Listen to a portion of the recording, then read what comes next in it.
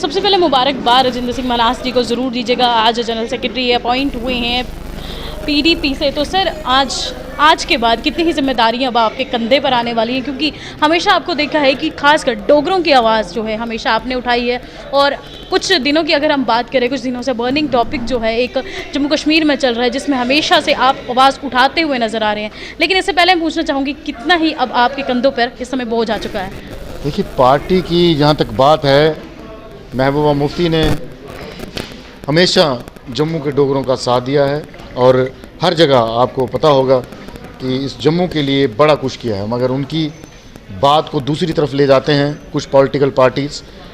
मगर ये दुर्भाग्यपूर्ण है कि जो लेडी इस वक्त महाराजा हरि सिंह की आवाज़ को, उनकी स्टेट को ज़िंदा रखने के लिए दिन रात आवाज़ उठा रही हैं, तो जब कोई उन ऐसी लेडीज़, आयरन लेडीज़ को कोई गलत कहता है कि ये फ़लाना की समर्थक है, फ़लाना की, मगर सबसे पहले वो महाराजा हरि सिंह की उस आवाज़ के लिए, उस स्टेट के लिए लड़ रही है, उसको कोई नहीं देखता।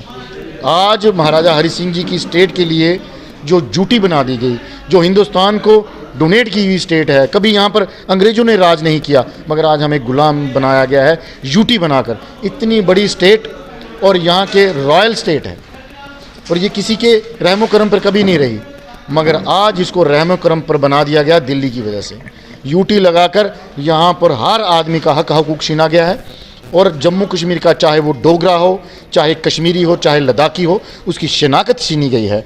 सबसे बड़ा जो बात है, पीपल्स डेमोक्रेटिक पार्टी और महबूबा जी उस बात को लड़ते हुए 2019 के बाद रेगुलर इस बात पर फाइट कर रहे हैं। और आपने देखा होगा, हमने जम्मू के अंदर उस आवाज़ को ज़िंदा रखा।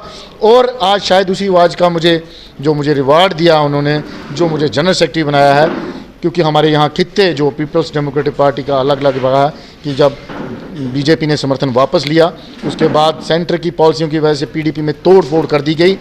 आज भी वो सोचते हैं ये लोग कैसे जिंदा हैं, मगर जो कहने का मतलब है आपको तोड़ने की कोशिश की गई है भाजपा द्वारा। बीजेपी ने पीडीपी को तोड़ने के लिए कोई कसर छोड़ी नहीं। आपको तो सीढ़ी बनाया ना उन्होंने।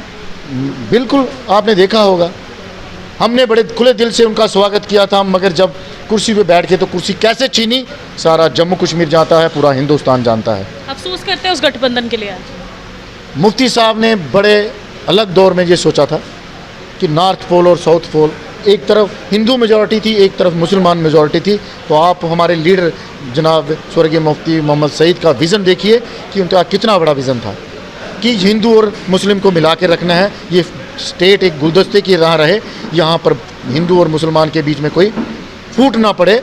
इसलिए उन्होंने बीजेपी के साथ मिलाया था, मगर ये कतई नहीं था कि जम्मू कश्मीर की शनाख्त छीनी जाएगी, डोगरों की शनाख्त छीनी जाएगी, कश्मीरियों की शनाख्त छीनी जाएगी और लद्दाखियों की।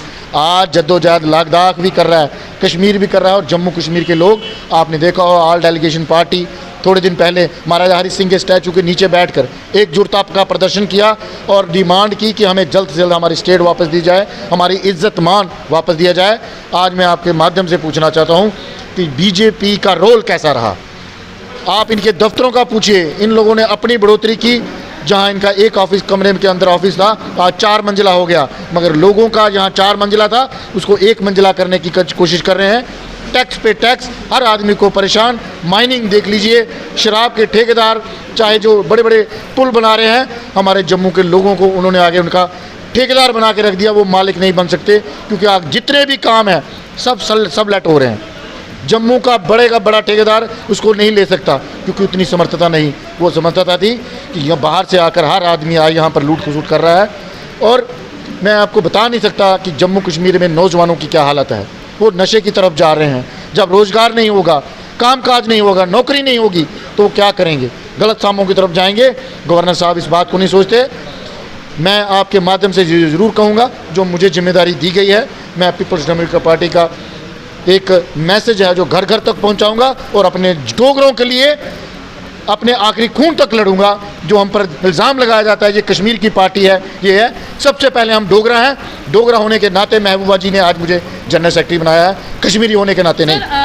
आने वाले विधानसभा चुनाव में क्या ही तैयारी इस समय पीपल डेमोक्रेटिक पार्टी की नज़र आ रही है, और आने वाले विधानसभा चुनाव को किस तरीके से आपकी पार्टी देखती है? देखिए, मैं बड़े इस पे गौर से देख रहे हैं। आज भी 8-10 तारीख को इलेक्शन कमीशन ऑफ इंडिया आ रहे हैं। मुझे नहीं लगता है कि वो यहाँ पर इलेक्शन करवाने के लिए आ रहे हैं। पिछले दिनों जैसे हमारे जवान जहाँ अनाउंस हो चुका है ना कि आने वाले समय में जो है इलेक्शंस होंगी। देखिए, सबसे पहले प्रधानमंत्री जी ने भी कहा था कि आपको स्टेट बड़ी जल्दी दी जाएगी।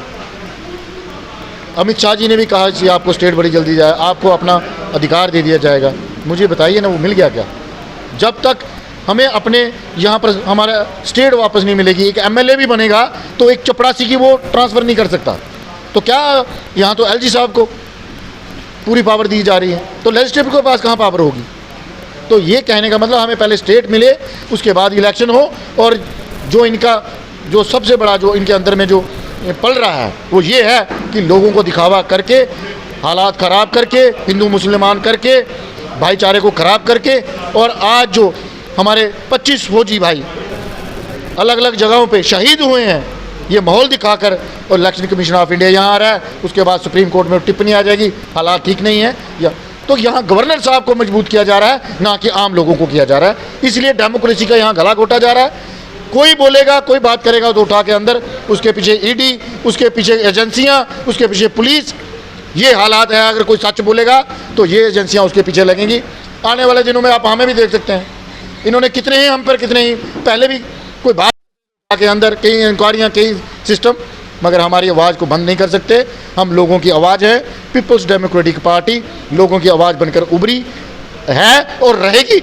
महबूबा मुफ्ती जी जब तक इस स्टेट से, जब तक स्टेट को वापस नहीं लेंगी, वो अपनी जद्दोजहद रहेगी, और उनकी पूरी पार्टी, उसमें हम भी हैं, हमारे ये सब भाई हैं, ये सब तब तक जद्दोजहद करेंगे जब तक हमारी ये स्टेट वापस नहीं देंगे। Thank you. बहुत बहुत शुक्रिया सर बातचीत करने के लिए। तो ये थे राजेंद्र सिंह मनास। सबसे पहले मुबारकबाद जो है इन्हें कमेंट सेक्शन पे ज़रूर दीजिएगा। लेकिन आने वाले विधानसभा चुनाव, हमारे व्यूअर्स इस विधानसभा चुनाव को किस नज़रिए से देखते हैं, और क्या आपको लगता है कि आने वाले समय में तख्ता पलट इन विधानसभा चुनाव पे होगा या नहीं? क्या जम्मू कश्मीर को उसका स्टेटहुड वापस मिलेगा? ये सब कहीं ना कहीं सवालिया निशान है विधानसभा चुनाव से पहले। तो इस वीडियो को ज़्यादा शेयर कीजिएगा, अपनी राय कमेंट सेक्शन पर जरूर रखिएगा। अपने वीडियो जर्नलिस्ट के साथ मैं लेती हूँ भी आपसे इजाज़त। नमस्कार।